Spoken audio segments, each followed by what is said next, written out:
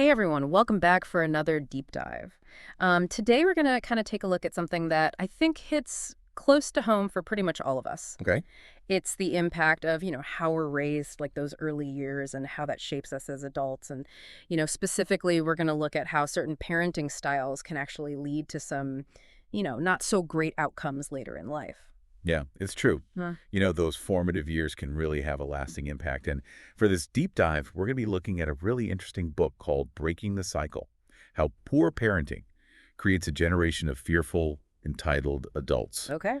But we're also going to be bringing in some additional insights from WaXhira, Oh, cool. as she's the founder of the Sacred Atlantean Brotherhood. Exactly. And, I'm really interested to hear what WaXhira has to say because, her perspective comes from a spiritual background. Yeah, And I'm well, curious to see how that, kind of complements the book's more psychological approach. absolutely. So speaking of the book, one of the first things that really jumped out at me was this whole idea of a fear of failure being instilled by certain parenting practices. And, I think we've all experienced that fear on some level, but the book suggests it goes way deeper than just your everyday anxieties. Oh, absolutely. Mhm. The author really argues that, when parents are constantly criticizing their kids or holding them to these impossible standards, Yeah. it creates this deep-seated belief that they are inherently flawed. Mm. It goes beyond simply telling a child, you're a failure. It's more about the subtle messages that they receive over time. Okay. Like if a child is constantly praised only for their achievements, Right. what happens when they inevitably hit a roadblock? Right. Their self-worth plummets, and they start to believe that their value is solely based on external validation. That makes total sense. It's almost like their worth is like held hostage by their Yeah. accomplishments. So then I'm wondering, how does this fear actually manifest in adulthood? Like, does it literally paralyze people or are there, more subtle consequences?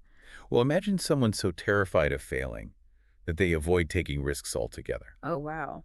This could look like reluctance to pursue new opportunities, Okay. maybe a tendency to settle for less, or even difficulty forming healthy relationships. Interesting. The book emphasizes that this constant fear of failure prevents people from developing essential life skills. Things like problem solving, decision making, emotional regulation, Right. all those things. You need to navigate the complexities of adult life. Yeah, it's like they're stuck in this perpetual state of what if, Yeah. and they never really allow themselves to, fully engage with life's challenges, let alone embrace its possibilities. Right. And like Waxira points out, to grow wise is to understand both triumph and defailure. Absolutely. So by only focusing on avoiding failure, are we missing out on a crucial part of learning and growing? Precisely failure, when approached with the right mindset, can be an incredibly powerful teacher. Yeah. It allows us to identify weaknesses, Right. learn from mistakes, and ultimately become more resilient and capable individuals. Okay. But for someone consumed by this fear of failure, those valuable lessons are lost in a sea of self-doubt and anxiety. So this is where things get a little tricky for me. Okay. The book also talks about how this fear-driven upbringing can actually lead to a sense of entitlement. And those two concepts seem kind of contradictory to me. Like, how can someone be terrified of failing, Right. but at the same time feel entitled to success? That's a great observation, and it highlights this fascinating paradox that arises from this specific parenting style. Right. On one hand, you have this constant pressure to achieve, creating this intense fear of not measuring up. Okay. But on the other hand, these same children are often told, either directly or indirectly, that they're special, destined for greatness, and deserving of rewards without necessarily putting in the effort. So they're getting this mixed message. Yeah. Like they're both exceptionally gifted, but also constantly on the verge of failing. Exactly. That's got to create a pretty confusing and emotionally charged internal world. It really does. Yeah. And this is where we need to make the distinction between entitlement and grace. Okay. Children raised with these mixed messages often struggle to understand. The true success comes from hard work and dedication, Yeah. not from just existing. Right. They develop this sense of entitlement, believing they deserve recognition and rewards without having earned them.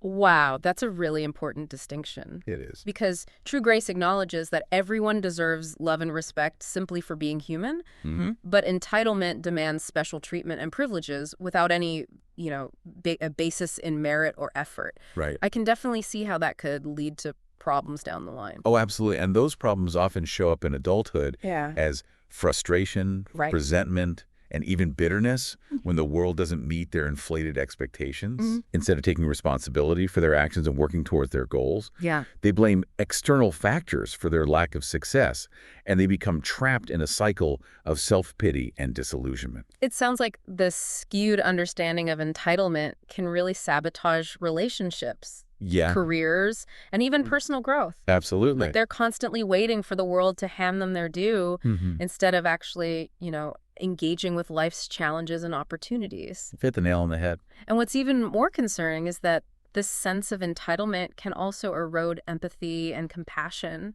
They can't. Are they just so preoccupied with their own anxieties that they don't even recognize the experiences of those around them? It's complex, but the book suggests that this self-centeredness, Right. stemming from this fear and entitlement upbringing, can hinder the development of empathy. When your main focus is proving your worth Okay. and achieving external validation, it becomes difficult to genuinely connect with and understand the perspectives of others.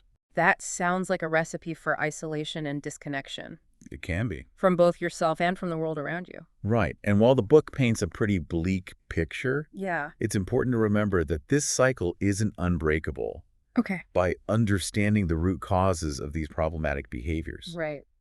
We can begin to explore ways to foster healthier and more fulfilling paths for future generations. That's a much-needed glimmer of hope. It is. But before we dive into solutions, Okay. I want to explore this idea of stunted empathy a bit further. Right. The book mentions a scripture quote. Mhm. When I was a boy, I did things like a boy. Now that I'm a man, I do things like a man. Right. And I'm wondering how that connects to our discussion. That's a good observation. That quote speaks to the natural progression of human development, Okay. emphasizing the importance of growth and maturity. And when it comes to empathy, it's about evolving beyond a self-centered worldview Okay. to actually recognize and connect with the experiences of others. However, as we've seen, this fear and entitlement-based upbringing can disrupt that natural process. So you're saying individuals raised in this environment might struggle to reach that level of emotional maturity that's needed for genuine empathy and compassion. Exactly. They may remain stuck in this sort of emotional adolescence, prioritizing their own needs and desires above all else. Okay. And this can lead to difficulties in forming meaningful relationships, Yeah. navigating social situations, and understanding the complexities of the human experience. Okay. Wow. This is heavy stuff. It is. But before we get too bogged down in the negativity, let's shift gears a bit. Okay. Is there any hope for breaking this cycle? Of course. Can parents actually undo this kind of damage? Yes. Or are we all doomed to just repeat the patterns of our own upbringing? Absolutely. There is hope. The key is to create a completely different kind of environment for our children. Okay. One that fosters understanding, compassion, and resilience. Okay, so instead of, praising a child for getting an A, Right. we should be praising them for how hard they studied regardless of the grade. Exactly. That sounds like a pretty big shift in perspective for a lot of parents. It might seem radical, Yeah. but it's crucial for breaking this cycle. It's about celebrating the process, the dedication, the willingness to keep trying even when things get tough. Okay. And it's about teaching them to view failure not as a personal defeat, Right. but as a valuable learning experience. So you're not shielding them from failure. Nope. You're equipping them to deal with it in a healthy way. Exactly. But how do we actually do that? Like, what are some practical steps that parents can take That's a great to question. raise kids who are both successful and compassionate? That's a great question, and it's one we'll be diving into much deeper in the next part. Okay. But for now, I'll leave you with this thought. It starts with awareness. Okay. By understanding how our own fears and insecurities might be influencing our parenting, we can start to make conscious choices that foster a more supportive and nurturing environment for our children. That's an important reminder for all of us. It is. And speaking of reminders, WaXhira and the Sacred Atlantean Brotherhood offer some really fascinating insights into this whole idea of breaking free from negative patterns. Absolutely. I'm really curious to see how her spiritual perspective kind of intersects with the psychological insights we've been discussing. Me too. I think there's a lot to be learned from exploring different approaches to personal growth and transformation. Absolutely. But we're going to have to save that for part 2 of our deep dive. Okay. Until then, take some time to think about your own experiences and, consider how these concepts we've talked about might be playing out in your own life. Yeah. And if you're interested in learning more about WaXhira and the Sacred Atlantean Brotherhood, you can find them on Facebook. Great. We'll be back soon to continue exploring how to break this cycle of fear and entitlement. Sounds good. So welcome back. Earlier, we were discussing how this fear and entitlement thing can actually stunt the development of empathy. And honestly, that's what I find most troubling about this whole cycle. Yeah, I agree. It's a pretty disturbing thought. We all want our kids to be successful, but not at the expense of their ability to connect with and care for others. Exactly. So how do we actually break this pattern? The book offers a few suggestions, but I'm curious to hear your perspective too. Well, the book emphasizes shifting our focus as parents. Okay. Instead of obsessing over achievements and external validation, Yeah. we need to prioritize developing essential character traits like resilience, compassion, a genuine love of learning. That sounds great in theory, but how do we actually put that into practice? Right. I mean, most parents, I think, want what's best for their kids, but they might not even be aware of these harmful patterns they're repeating. Yeah, awareness is that crucial first step. Right. We need to examine our own beliefs about success and failure and how those beliefs are shaping our interactions with our children. Okay. So ask yourself, do you tend to focus more on outcomes than effort? Right. Do you value winning above all else, even if it means sacrificing integrity or compassion? Wow, those are some tough questions. They are. But important ones to consider. Absolutely. And I imagine it's also important to be mindful of the messages we're sending our kids, even in those seemingly insignificant moments. Like, if a child is struggling with a puzzle, Yeah. do we jump in and solve it for them, or do we encourage them to persevere and figure it out on their own? Exactly. It's those little everyday interactions that shape a child's understanding of the world and their place in it. By allowing them to struggle to make mistakes and to learn from those experiences, Yeah. we're actually empowering them to become more resilient and resourceful individuals. So it's not about shielding them from failure. It's about teaching them how to navigate those challenges in a healthy and productive way. Right.